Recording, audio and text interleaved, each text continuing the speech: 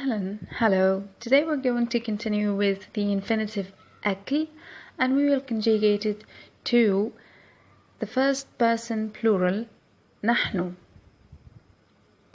In the past tense أكلنا, أكلنا, we add ن to the infinitive أكل.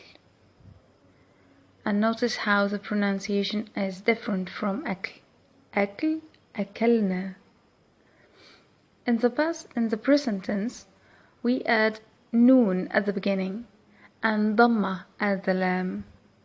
نأكل, نأكل. And of course you can pronounce it with سكون at the lam, so it's your choice. You can say نأكل, نأكل. For the future, we just add seen at the beginning of the present tense verb conjugation. سنأكل, سنأكل, سنأكل. Or you can add سوف before نأكل. سوف نأكل, سوف نأكل.